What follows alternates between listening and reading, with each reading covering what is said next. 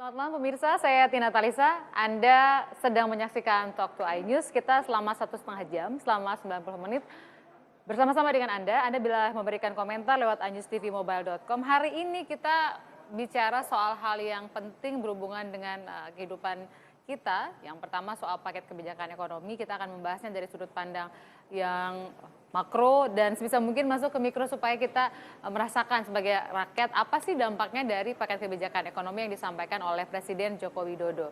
Kemudian di topik berikutnya kita akan bicara hal yang juga penting untuk kita semua karena nanti kita akan bicara soal LRT. Nah, ini juga berhubungan dengan kita terutama yang menjadi penikmat langsung supaya moda transportasi semakin beragam. Tetapi ini juga ada hubungannya dengan topik pertama soal ekonomi. Kita buka dengan jumpa pers yang dilakukan oleh Presiden dan apa yang dinyatakan oleh Presiden berikut ini.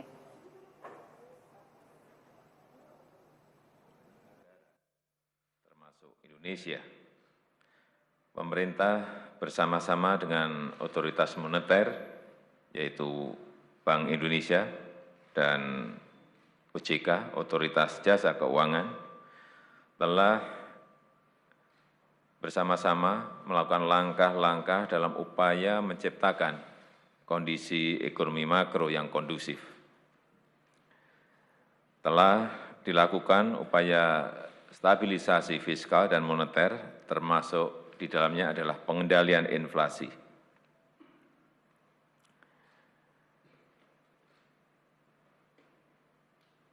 Kita terus menggerakkan mesin pertumbuhan dengan mendorong percepatan belanja pemerintah melalui peningkatan daya serap anggaran dan juga melakukan langkah-langkah penguatan neraca pembayaran. Langkah-langkah konkret yang telah dilakukan pemerintah antaranya adalah pengendalian harga komoditi pokok seperti BBM dan pangan, kemudian pembentukan tim evaluasi dan pengawasan realisasi anggaran, dan yang ketiga pembentukan badan pengelola dana perkebunan kelapa sawit untuk mendorong pemanfaatan biodiesel 15%, sehingga dapat mengurangi impor BBM dan meningkatkan harga. Kita sampaikan petikan yang disampaikan oleh Presiden Joko Widodo. Ada 3 orang tamu dari 4 rencananya dari ujung. Ini penting mewakili teman-teman Serikat Pekerja. Selamat malam Bang Iswan. Kemudian Mas Irfan mewakili teman-teman pengusaha, tepatnya pengusaha muda dari Himpunan Pengusaha Muda Indonesia. Dan Bu Eni sebagai ekonom. Saya ke Bu Eni dulu, nanti ada Mas Firmansyah yang bergabung juga dengan kita. Bagaimana Anda memaknai apa yang dinyatakan Presiden dan sudah kita tunggu sejak kemarin sesungguhnya sudah dikeluarkan kisi-kisi gitu ya, apa yang akan disampaikan Presiden, apa tanggapan Ibu?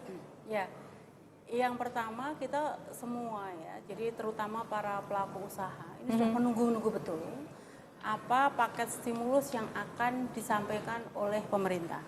Nah, tetapi hari ini memang saya yakin ini banyak yang kecewa karena apa? Yang disampaikan tetap saja tidak to the point gitu kan. Ini normatif lagi. Katakanlah misalnya memang pemerintah akan melakukan mengenai stabilisasi harga, mengenai bagaimana merespon neraca pembayaran yang defisit. Tetapi apa? Untuk misalnya kan kalau kita bandingkan dulu ketika pemerintah di era yang lalu misalnya waktu Orde Baru dengan segala kelemahannya tentu ya.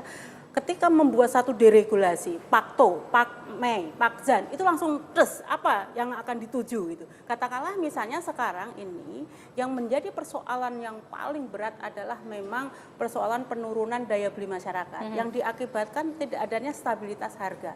Nah, debirokratisasi dan deregulasi apa yang akan segera bisa dijadikan tools untuk menstabilkan harga, itu yang ditunggu gitu loh. Jadi apa konkretnya gitu. Meskipun dijanjikan akan ada deregulasi. Nah, justru itu ini nggak sekarang ini sudah tidak janji lagi, yang ditunggu itu langkah konkret apa gitu loh. Yang ini betul-betul mempunyai impact langsung dan efektif dalam melakukan untuk menciptakan stabilisasi harga.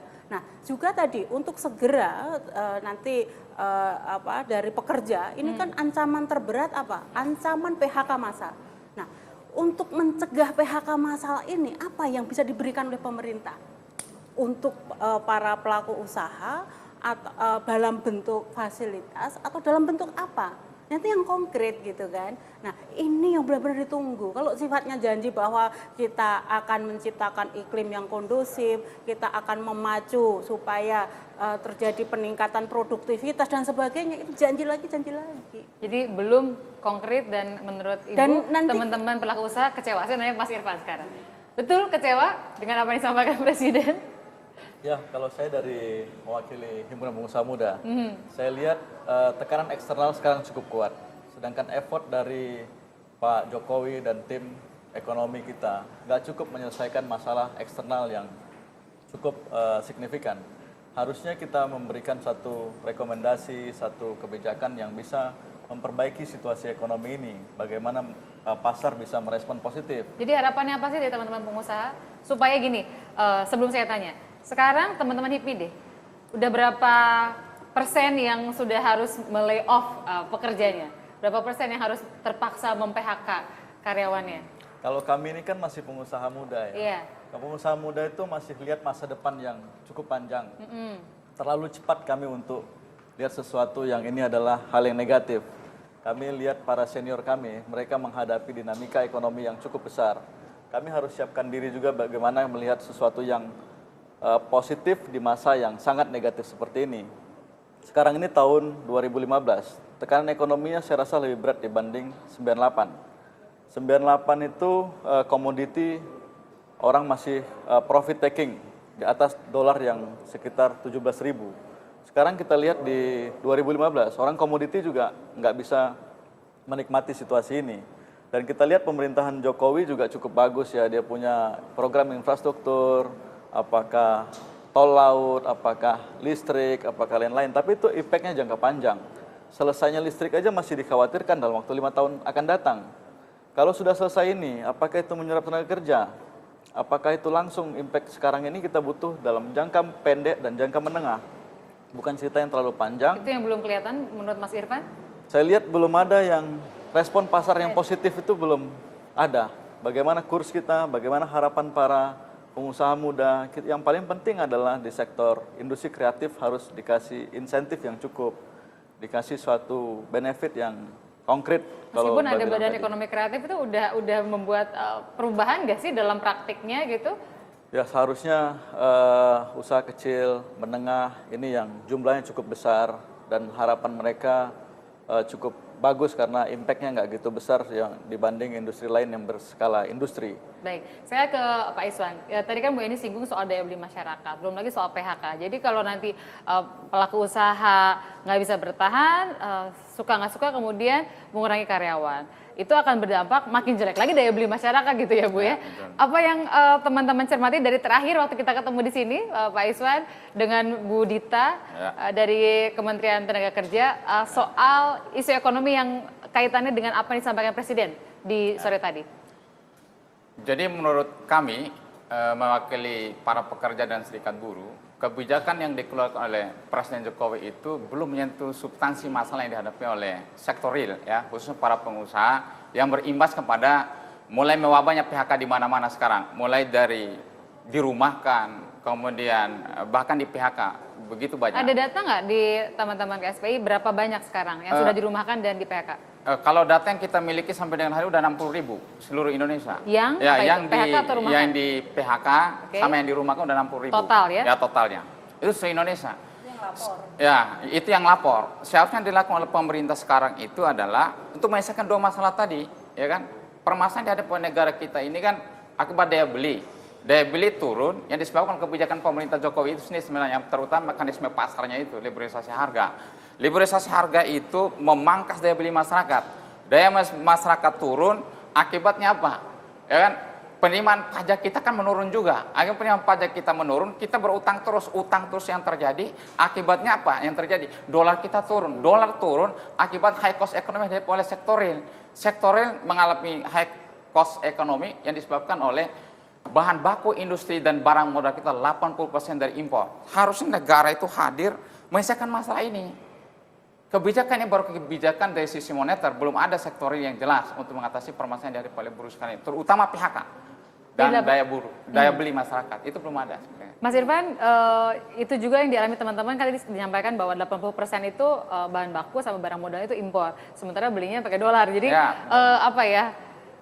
pusingnya tuh kedua-duanya, nggak dibeli, yang mesti dibeli, dibeli yang mahal banget, kalau dinaikin harganya buat konsumen teriak, paling misalnya ngakalinnya katakanlah nih, biasanya orang ngakalin yang usahanya kuliner, 1 kilo daging jadi 10 porsi, sekarang dibikin 15 porsi, jadi kecil-kecil. Nah itu kan upaya kreativitas pelaku usaha, terutama yang sektornya mikro sama kecil.